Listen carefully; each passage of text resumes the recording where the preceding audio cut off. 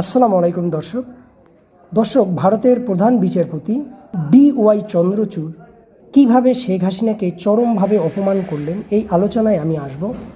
তার আগে যে বিষয়টি আপনাদের আলোচনা আমি করতে চাই, যে আলোচনাটা আমি বারবার করি, সেটা হচ্ছে ভারতের 140 কোটি জনগণের মধ্যে সবাই যে শেখ হাসিনাকে সমর্থন করে, শেখ হাসিনাকে বাংলাদেশের ক্ষমতায় চায়, অন্ধবিশ্বাসের মতো তাকে বিশ্বাস করে, জ্ঞান পাপীর মতো আচরণ করে, এমন কিন্তু বিষয়টা কিন্তু কখনোই ছিল না। হ্যাঁ, এটা ঠিক যে ভারতের বর্তমান ক্ষমতাসীন বিজেপি এরা শেখ হাসিনাকে ক্ষমতায় চায়। শেখ হাসিনা কীভাবে ক্ষমতায় থাকবে এটা তাদের মাথা ব্যথার কারণ নয়।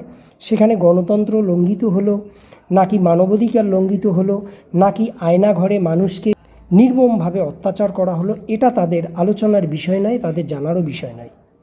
কিন্তু ভারতের বাকি যে জনগণ আছে, বাকি যে রাজনৈতিক দলগুলো আছে, বাকি যে বুদ্ধিজীবী মহলটা আছে, তাদের যে চিন্তা চেতনা, তাদের মধ্যেও একটা বড় অংশ শেখ হাসিনাপন্থী ছিল।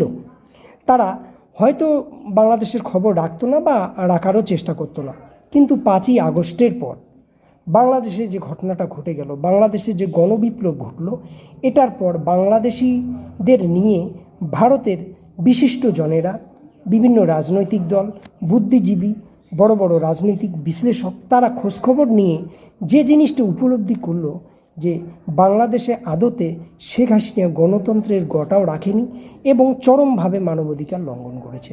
তো এই যে তার কর্মকাণ্ড, এই কর্মকাণ্ডকে নিয়েই কিন্তু খুব কড়া মন্তব্য করেছেন ভারতের প্রধান বিচারপতি DY চন্দ্রচূড়। শুধু DY চন্দ্রচূড় না, এর আগে যদি আপনি ভারতের সাবেক বিদেশমন্ত্রী সলমান খুরশিদের বক্তব্য শোনেন, শশী থারুরের বক্তব্য শোনেন, তাহলে এই বক্তব্যগুলোর থেকে মোটামুটি কিন্তু স্পষ্ট যে তারা শেখ হাসিনার যে শাসন ব্যবস্থা সেটার প্রতি তারা কিন্তু বিরক্ত এবং সন্তুষ্ট ছিল না।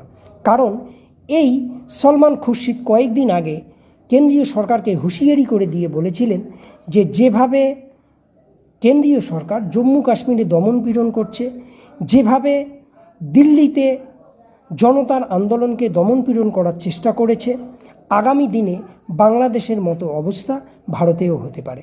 তার মানে কি? তার মানে হচ্ছে মানুষের উপর যদি আপনি দমনপীড়ন করেন, মানুষের বাকস্বাধীনতা যদি আপনি হরণ করেন, মানুষকে স্বাধীনভাবে যদি আপনি কথা বলতে না দেন, শেখ হাসিনার মতো অবস্থা ভারত সরকারকেও ভোগ করতে হতে পারে। তার মানে কি? তার মানে হচ্ছে শেখ হাসিনা বাংলাদেশে মানুষের স্বাধীনতা হরণ করেছে, বাকস্বাধীনতা হরণ করেছে, পদে পদে মানবাধিকার হরণ করেছে। এই বিষয়টা কিন্তু কোনো না কোনোভাবে তারা স্বীকৃতি দিচ্ছে। এবার আসি এই প্রধান বিচারপতি, তিনি 15ই আগস্ট ভারতের সুপ্রিম কোর্ট চত্বরে ভারতের জাতীয় পতাকা উত্তোলনের পর সাংবাদিকদের প্রশ্নের উত্তরে তিনি কি বলেছেন। তিনি সাংবাদিকদের প্রশ্নের উত্তরে, আপনারা জানেন এই প্রধান বিচারপতি অত্যন্ত কিন্তু স্পষ্টভাষী এবং ন্যায়পরায়ণ একজন ব্যক্তি। তিনি কিন্তু স্পষ্টভাবে বলেছেন যে বাংলাদেশের যে ঘটনা, এই ঘটনা আমাদেরকে পরিষ্কারভাবে বুঝিয়ে দেয় যে মানুষের স্বাধীনতা এবং মুক্তিটা কতটা জরুরি।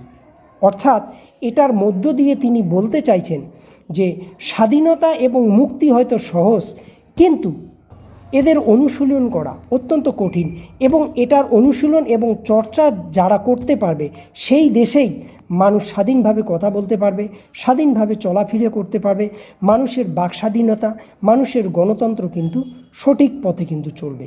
এই বক্তব্যটা দিয়ে তিনি কিন্তু এটা বোঝাতে চেয়েছেন।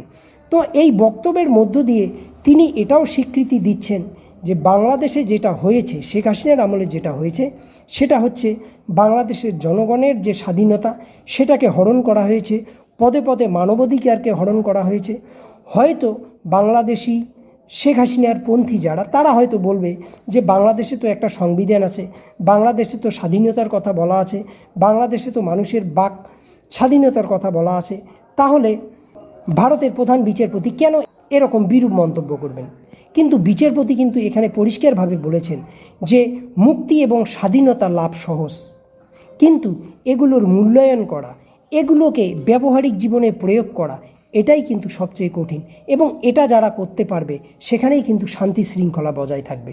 অর্থাৎ পক্ষান্তরে বাংলাদেশে যে স্বাধীনতা ছিল না, গণতন্ত্র ছিল না, এই বিষয়টা নিয়ে তিনি কিন্তু পক্ষান্তরে এই কথাগুলো বলেছেন। তো দর্শক, আপনারা জানেন এই যেখানে দাঁড়িয়ে প্রধান বিচারপতি এই বক্তব্যটা দিয়েছেন তার পাশেই কিন্তু নিরাপত্তা বলয়ের মধ্যে শেখ হাসিনা অবস্থান করছে।